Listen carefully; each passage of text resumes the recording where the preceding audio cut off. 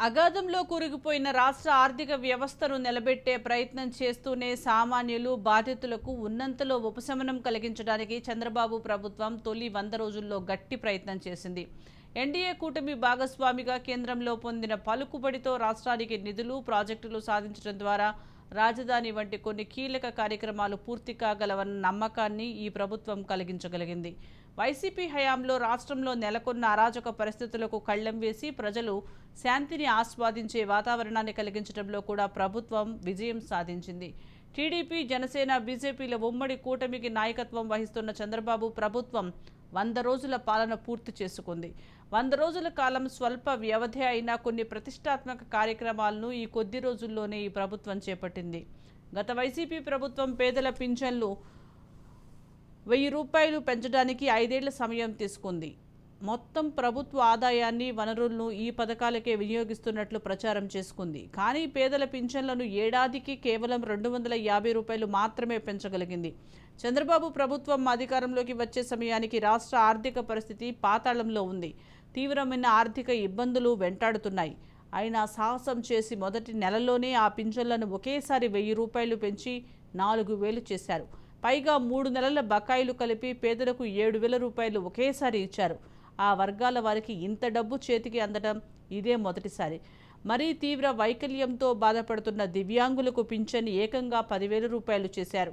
ఇతర దివ్యాంగులకు కూడా పెంచారు. ఈ పింఛన్లను కూడా ప్రతి నెల మొదటి తేదీనే పేదల చేతికి ఇస్తున్నారు. ప్రభుత్వ ఉద్యోగులకు కూడా చాలా కాలం తర్వాత మొదటి తేదీనే జీతాలు అందటం మొదలైంది. వైసీపీ హయాంలో మొదటి 2 వారాల్లో ఏ రోజున జీతం చేతికి వస్తుందో తెలియని పరిస్థితి ఉండేది. అధికారంలోకి వచ్చిన 2 నెలల్లో కూటమి ప్రభుత్వం అన్నా క్యాంటీన్లు పునఃప్రారంభించడం సామాన్య ప్రజల్లో హర్షాతిరేకాలు నింపింది.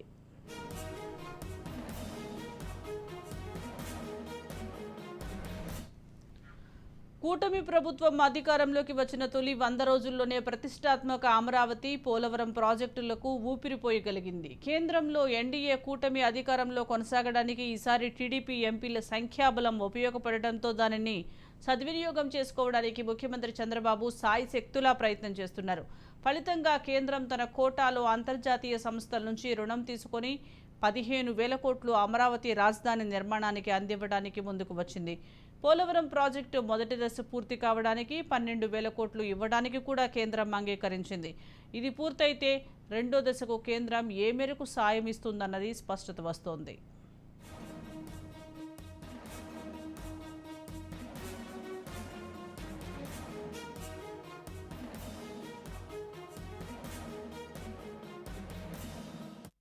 విజయవాడ వరదల్లో చంద్రబాబు ప్రభుత్వం బాధితులకు గట్టి ఆసరాగా నిలిచింది. సంక్షోభాల్లో రెట్టింపు శక్తితో పనిచేసే చంద్రబాబు ఈ వరదల్లో సర్వం తానై పనిచేశారు. రాష్ట్ర సచివాలయాన్ని విజయవాడ నగరానికి మార్చేశారు. మంత్రులు, సీనియర్ ఐఏఎస్ అధికారులు కూడా కింది స్థాయికి పంపి పనిచేయించారు. తాను 10 రోజులు బస్సులోనే పడుకొని పనిచేసి ఆదర్శంగా నిలిచారు. ఆయన శ్రమ రాష్ట్రం లోపల బయట అన్ని వర్గాల ప్రశంసలు అందుకుంది.